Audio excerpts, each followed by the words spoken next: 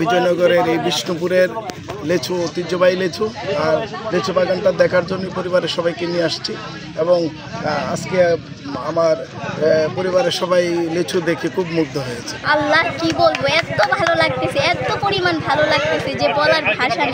আমি অনেক জায়গায় গেছি, মানে এইখানের মতো আমি অন্য কোথাও করতে পারি নাই।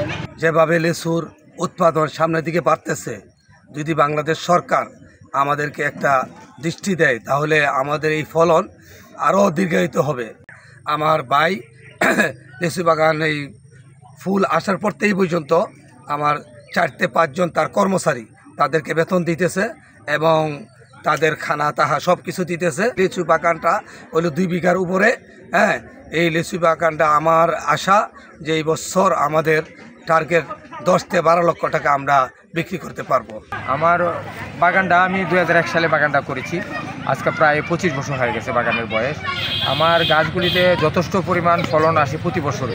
গত বছরে একটু ঝড় তুফানে এই কারণে আমার কিছু কম হয়েছে, কিন্তু বাগানের ইয়েতে লাস্টে কিন্তু এই বছর হইলেও কিন্তু পুরো বিজয়নগরের মধ্যে আমার বাগানে আসলে একটা আল্লাহর কুদরত, পুরো বাগানে সুন্দর ফলন হচ্ছে, যেটা কোথাও দেয় দেয় বিজয়নগরে এমন।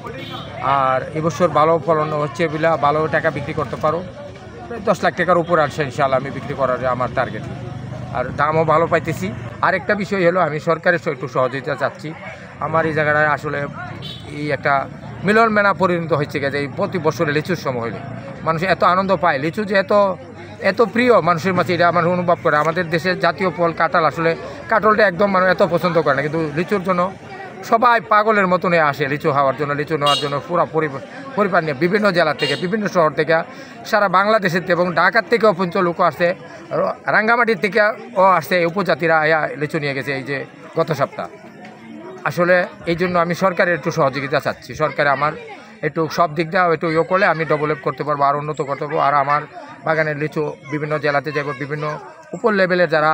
আর আমি একটা বিষয় হলো আমার লিচুগুলি আমি ফরমালিন মুক্ত, যেটাকে ন্যাচারাল, যেটাতে প্রাকৃতিকভাবে উৎপাদন, যারা এটাতে একদম উইদাউট ফরমালিটি, যেটা খুবই সুস্বাদু। এবং বিজয়নগর এটা রাজশাহী এবং দিনাজপুর, যশোর যারা যেইসব ওই জেলার থেকে আমার লিচু সবচেয়ে মিষ্টি বেশি।